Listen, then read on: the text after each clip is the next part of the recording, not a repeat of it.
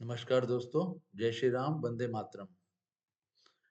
एक डिस्क्लेमर शुरू करने से पहले कि मैं सभी रजिस्टर्ड नहीं हूँ, ना ही मेरी तरफ से कोई रिकमेंडेशन है। ये वीडियो सिर्फ एजुकेशनल पर्पस के लिए है और अपने एक्सपीरियंस को मैं यहाँ पे अपना व्यू बता रहा हूँ और इसमें किसी के लिए भी कोई रिकमेंडेशन नहीं है। आप अपने एडवाइज़र से पूछ के ही अपने पैसों का इन्वेस्टमेंट करें। तो वीडियो शुरू करते हैं। बाजार में बहुत उथल-पुथल रही है, लेकिन हमने जो ट्रेंड आपको एक्सपेक्टेड ट्रेंड बताया था, मार्केट वैसे ही बिहेव कर रही है। आप देख सकते हैं यहाँ पे कि मार्केट बिल्कुल उसी ट्रेंड पे जा रही है जो हम लोगों ने पहले से एडवांस में प्रोजेक्ट किया था। पहला हफ्ता ऐसा था, अब सेकंड वीक भी ऐसा हम लोगों ने जो ट्रेंड दिया था। लेकिन मार्केट तो मार्केट है, मार्केट किस दिन अलग भी हो सकती है। तो ये आपको एक एक्सपेक्टेड लेवल्स बताए हुए, हार्ड फास्ट रूल नहीं है और बिल्कुल टाइम साइकिल्स को देखते हुए इसको कैलकुलेट करके हमने प्रोजेक्ट किया है। और अगले हफ्ते कैसा रहेगा ट्रेंड वो आगे हम लोग देखेंगे। तो चलिए देखते हैं कि मार्केट की हेल्थ कैसी है। मार्केट में इस समय एक्सट्रीम फियर है। मैंने लास्ट वीडियो में भी बताया था कि मार्केट न्यूट्रल से फिसल के वापस एक्सट्रीम फियर में आ गया और ये समय डरने का नहीं है। ये एक्सट्रीम फियर का जो समय है, इसमें आपको बाइंग करनी है। बाइंग करके अपने पोर्टफोलियो में ऐड करने हैं। अपने पोर्टफोलियो में अपने अच्छे स्टॉक्स को ऐड करना है जो आपने पहले मिस कर दिए थे। तो एक्सट्रीम फियर से क्या और तो नीचे फिसलेगा नहीं। एक्सट्रीम फियर से क्या होगा, फिर से वापस जाएगा फियर की तरफ और फिर न्यूट्रल की तरफ। तो ये आपका नीचे का लेवल है। तो यहाँ पे डरिए नहीं और आप अपना पॉजिटिव व्यू मेंटेन रखिए और अपने पॉजिटिव स्टॉक्स को ढूंढिए। अगर आपको दिक्कत होती है तो मेरे पुराने वीडियोस में आप देखिए, तो मैंने बहुत सारे स्टॉक्स की फंडामेंटल, टेक्निकल और चार्ट्स दिखाए हुए हैं। तो आप उसको देखिए, एनालाइज, खुद भी एनालाइज कीजिए और किसी अपने एडवाइजर से पूछ के उसमें इन्वेस्टमेंट कर सकते हो। ये इन्वेस्टमेंट का समय है, हो सकता है ऐसा मौका फिर ना मिले। तो मार्केट हेल्थ में एक्सट्रीम फियर क्यों है, ये मैं पिछले वीडियो में भी बता चुका हूँ कि इसके मुख्य 4 कारण हैं। पहला कारण पहला कारण है weakening of the rupee, rising USD rates. जो हमारा रुपया जो है वो कमजोर हो रहा है यूएस डॉलर के रिस्पेक्ट में, और यूएस डॉलर लगातार बढ़ोतरी पे है, उसके रेट्स बढ़ रहे हैं। क्रूड ऑयल भी काफी समय से बढ़ रहा है। एक बार फिर पहले नीचे गिरता रहा, अब वो बढ़ना शुरू किया है। तो हालांकि इस लेवल पे कोई कंसर्न नहीं है, लेकिन कंसर्न आ सकता है अगर वो फिर से और बढ़ता रहेगा तो। तीसरा कंसर्न है कि हमारे फंड फॉरेन इन्वेस्टर्स जो है लगातार पैसे को निकाल रहे हैं, और लगातार कब से, मिड दिसंबर से। पहले उन्होंने पूरा अक्टूबर निकाला 1 लाख करोड़ का, फिर उन्होंने दिसंबर मिड से शुरू में बाइंग की, उसके बाद मिड दिसंबर से उसको बेचना शुरू कर दिया। और अब जो है जनवरी में पूरा ही समझ लीजिए, एक दिन को छोड़ के पूरा जनवरी में उन्होंने बिकवाली की है। तो ये मार्केट चाहता है कि वो इन्वेस्ट करें, लेकिन वो उल्टा कर रहे हैं। तो ये मार्केट इसके लिए भी वीक है। फिर Q2 में जो हमारे निफ्टी 50 जो ब्लू चिप कंपनीज हैं, उनका रिजल्ट एक्सपेक्टेशन से कमजोर आया था। तो ये 4 फैक्टर्स उसके डर के कारण है, तभी निफ्टी थोड़ा सा उठता है, फिर उसका फिर से धड़ाम से कोई न्यूज पे या कोई रिएक्शन पे फिर से नीचे गिर जाता है। तो ये 4 फैक्टर्स हम लोगों ने डिटेल में लास्ट वीडियो में बताए थे। इसमें हम आपको गुड न्यूज़ क्या है कि जो हमारा Q3 रिजल्ट का सीजन है, उसमें टीसीएस ने गुड बिगनिंग, अच्छी बिगनिंग की है, अच्छा रिजल्ट देके। तो उसका एक्सपेक्टेशन से भी ऊपर रिजल्ट रहा है। तो ये गुड न्यूज़ है, मतलब हमारी शुरुआत अच्छी हुई Q3 के लिए।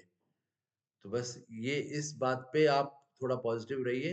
हो सकता है मार्केट आपको अगले अगले हफ्ते कुछ अच्छा करके दिखाए।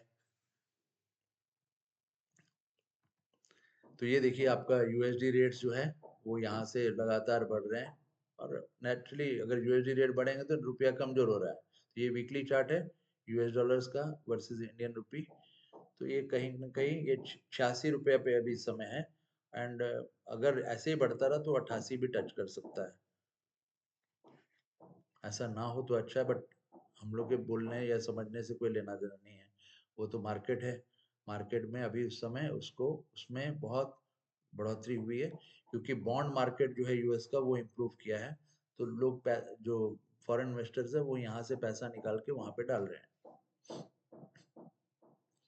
अगला है ये क्रूड प्राइसेस। क्रूड प्राइसेस भी आप देख सकते हैं, यहाँ से उन्होंने ट्रेंड जो है अपवर्ड ही बनाया हुआ है क्रूड ट्रेंड ने। और ये फ्यूचर्स है, फ्यूचर क्रूड प्राइसेस का फ्यूचर है डेली चार्ट पे।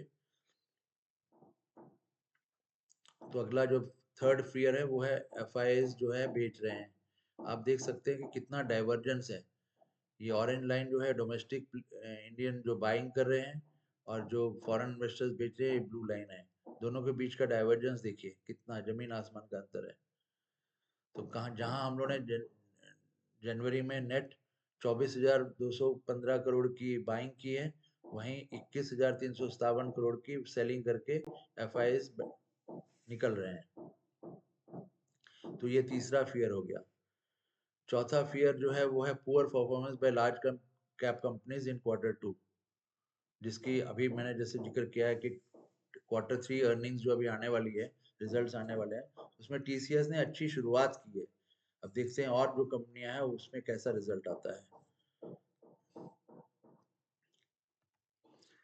तो एक हम लोग मार्केट की स्ट्रेंथ के लिए वीकली बेसिस में हम लोग एक रेशियो कैलकुलेट करते हैं, bank Nifty current market price divide by Nifty current market price. तो ये रेशियो जो है इस समय 2.08 के आसपास है। ये ऊपर इसको जाना चाहिए था। हम लोग जो एक्सपेक्ट कर रहे थे मार्केट स्ट्रेंथ को सिग्नल करने के लिए, वो था 2.30 के ऊपर, लेकिन मार्केट यहाँ पे 2.16 तक आया था इसकी रेशियो, और उसके बाद फिर फिसल के 2.08 पे आ गया है।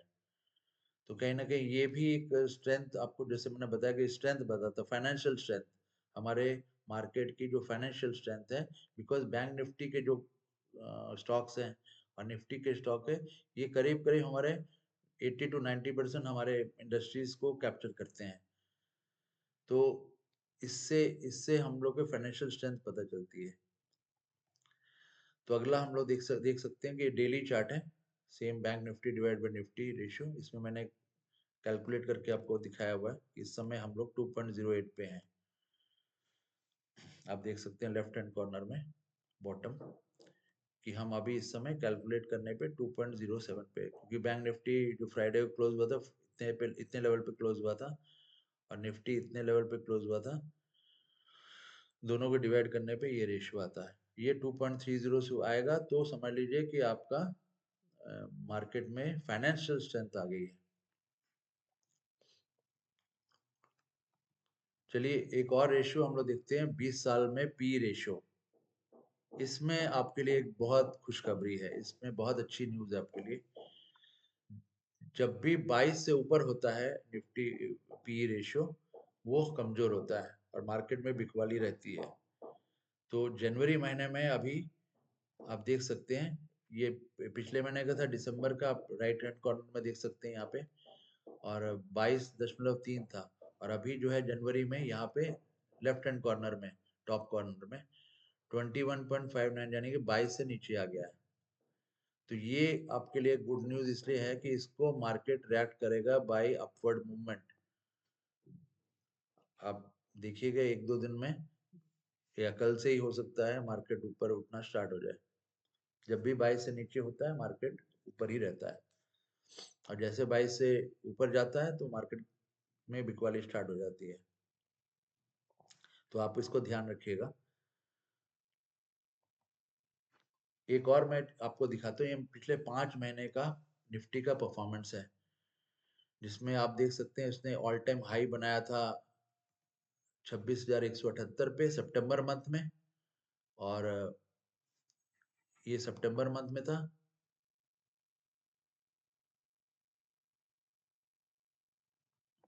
और नवंबर मंथ में उसने और अभी अभी तक का लो बनाया है 5 महीने का, वो है 23,349। ये नवंबर मंथ में है। ठीक है, लिख देता हूँ मैं यहाँ पे। तो अभी तक जो निफ्टी है भले ऊपर नीचे हुआ है, लोगों में डर भी है, लेकिन अभी तक उसने ये लेवल नहीं काटा है। और जब तक ये लेवल नहीं काटेगा, ये मेरा अनुमान है कि निफ्टी में अभी वीकनेस उतने लेवल की नहीं आई, यहाँ से फिर से बाउंस बैक कर सकता है। इस लेवल के ऊपर में रहते हुए बाउंस बैक कर सकता है। तो आप इन लेवल्स का आप ध्यान रखिएगा। अभी इस समय 23,432 पे है, जो कि इसके काफी करीब है। लेकिन मेरा अनुमान है कि इस वीक में मार्केट को अच्छा करना चाहिए, क्योंकि उसका जो पी रेशियो है वो 21.59 पे आ गया है। तो देखिए कल निफ्टी और बैंक निफ्टी के क्या लेवल्स रहेंगे, मैं आपको जरा समझा दूं। निफ्टी इस समय 23,432 पे है, और ये ऊपर के उसके रेजिस्टेंसेस हैं। उसके ऊपर के लेवल अगर ऊपर जाता है तो, और ये उसके नीचे के हैं। मोस्ट प्रोबेबली निफ्टी इन लेवलों को टच कर सकता है इस वीक में। और बैंक निफ्टी जो है वो करंटली 48,734 रुपये पे है, और ऊपर जाएगा तो ये उसके रेजिस्टेंसेस हो गए, और ये उसके सपोर्ट। तो मार्केट बैंक निफ्टी इस लेवल को टच कर सकता है अगर ऊपर गया तो आप इन लेवल्स का ध्यान रखिएगा।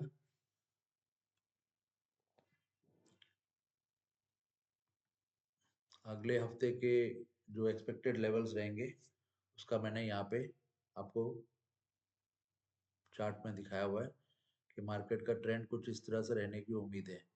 बट ये सिर्फ अनुमानित है, इसकी हार्ड फास्ट रूल नहीं, बट इसको अनुमान हमने जो लगाया हुआ है, जो कैलकुलेट किया हुआ है, उसके हिसाब से मार्केट इस तरह से रहने वाला है 13 जनवरी से लेके 17 जनवरी के बीच, यानी कि अगले हफ्ते।